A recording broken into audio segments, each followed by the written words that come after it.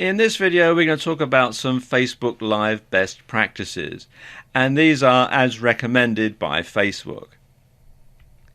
Now, the first thing that Facebook recommend is that you let people know ahead of time when you're going to broadcast. And this is a very good idea because obviously you want to get as big an audience as possible, and it's not like you publish a TV guide or something. So you want to let people know ahead of time when you're going to broadcast. Now, there are lots of ways that you can do this. I suppose the easiest way is via Facebook itself, to let your Facebook friends, let your Facebook followers know that you're going to be broadcasting via Facebook Live so that they can log in and watch your video at the time it's going to go out. You can also do a shout out to your followers on Twitter. And if you're aiming at a business audience, then probably making a post to your followers on LinkedIn would be a good idea as well. Something else that you can do is to send an email to your list, of course, just like you would if you were holding a webinar or something like that. You would send an email to your list to let them know, and you can do that for Facebook Live and encourage them to sign up.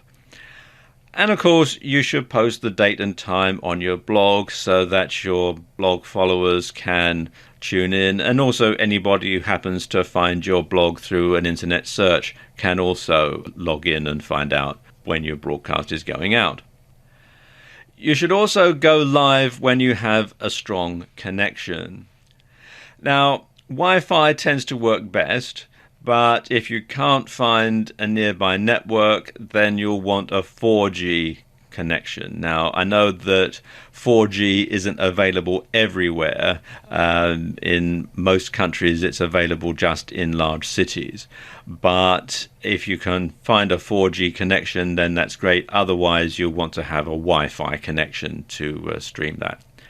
And if you have a weak signal, the Go Live button will be grayed out, and you won't be able to broadcast. So you want to make sure that you've got that ahead of time before you start to do your broadcast. When you're planning when you're going to do it from, you want to make sure that it is somewhere where you're going to get a nice strong signal. You also want to write a compelling description before going live. And a great description will capture fans' attention and help them understand what your broadcast is all about. And that means they're more likely to watch it right through to the end, and they're more likely to hear your message in its entirety. You should also ask your viewers to follow you and receive notifications when you go live.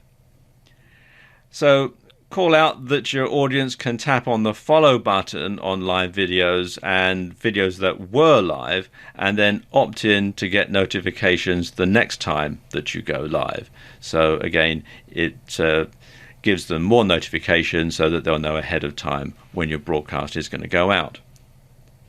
And you want to say hello to commenters by name and respond to their comments. Because one of the great things about Facebook Live is that you can communicate with your audience. They can send you comments which you can read as you're making your video, and then you can respond to them in real time.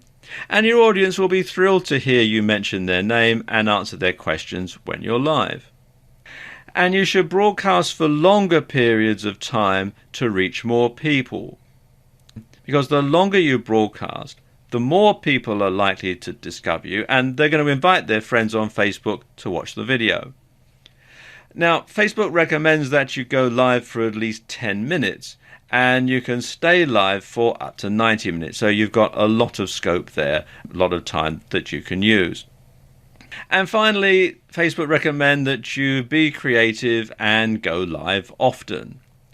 So you can try different types of broadcasts. Try giving a talk to camera, try giving a webinar, or a live-inar, really, I suppose you could call it, over Facebook Live.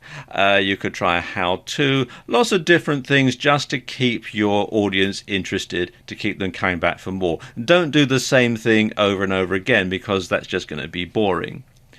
And you should go live frequently to keep your audience engaged. Out of sight is out of mind, so you want to make sure that people keep coming back for more and that they see something that's going to interest them every time. So there you go, just a few Facebook Live best practices.